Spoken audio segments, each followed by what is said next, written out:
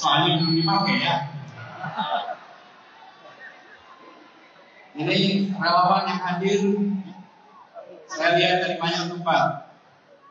Mana yang paling jauh dari sini? Dari mana? Medan. Mana lagi? Banten. Kabupaten.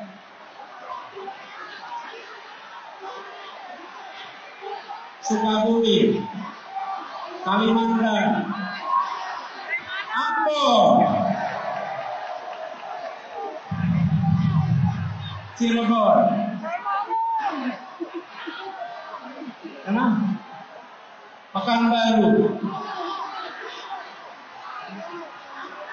Aceh.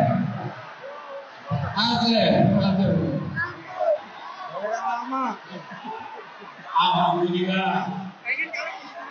Kita berkumpul dari berbagai tempat. Karena itu izinkan kepada semua, saya memulai dengan menyampaikan ucapan selamat Idul Fitri mumpung kita masih di bulan Syawal. Minal aidin wal faizin, taqabbalallahu minna wa minkum. Mohon maaf lahir dan batin. Insyaallah amal ibadah kita di bulan puasa kemarin diterima oleh Allah dan kita berhasil mencapai derajat muttaqin. Dan semoga semangat yang kita dapatkan selama kita menjalankan ibadah di bulan suci Ramadan akan menjadi modal bagi perjuangan kita di bulan-bulan ke depan. Saudara-saudara sekalian, Bapak Ibu yang saya hormati,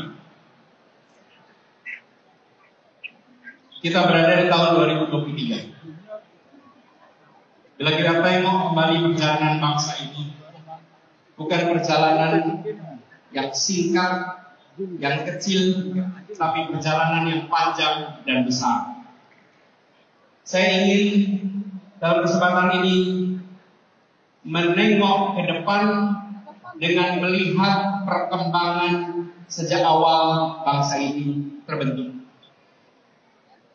Indonesia adalah masyarakat di Nusantara yang pada tahun 1928 lokasinya di Jakarta memutuskan untuk menjadi satu bangsa, memutuskan untuk menjadi satu tanah air dan satu bahasa persatuan.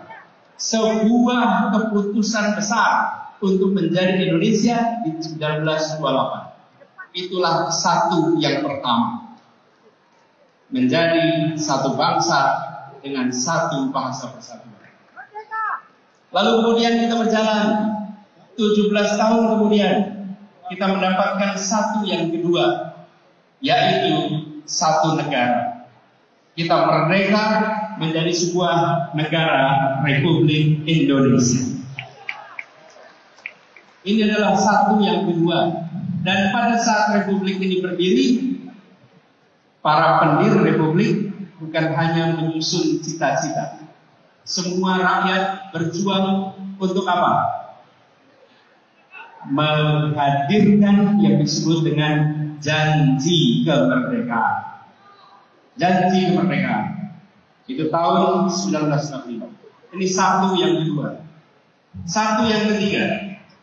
Di tahun 50 kita kembali menegaskan bahwa Indonesia bukan kumpulan negara kecil-kecil, tapi kita adalah sebuah negara kesatuan Republik Indonesia.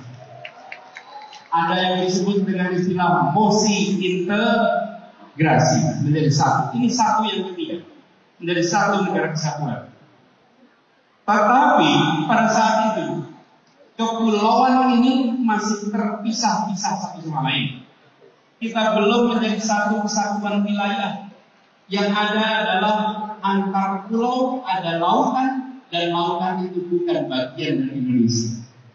Karena itu kemudian tahun 57 ada yang disebut sebagai deklarasi Juanda yang menyatakan bahwa seluruh wilayah air di dalam bagian dari negara Indonesia dijadikan sebagai satu teritori. Tahun 57.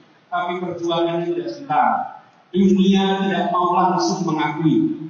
Pada saat itu dunia bersikukuh bahwa Laut Jawa wilayah internasional, Selat Sunda wilayah internasional, Selat Sulawesi wilayah internasional, dan kita anak-anak bangsa berjuang memastikan bahwa itu satu teritori, dan akhirnya di 1982 kita resmi diakui dunia sebagai satu teritori Indonesia. Inilah satu yang keempat, menjadi satu bangsa, menjadi satu negara, satu kesatuan, dan satu wilayah. Satu wilayah. Inilah kondisi kita hari ini. Tetapi hari ini kita sudah menengok ke depan. Kenyataannya hari ini, ya wilayah kita satu, ya bahasa kita satu, ya negara kita satu. Tetapi kemakmurannya masih berbeda-beda.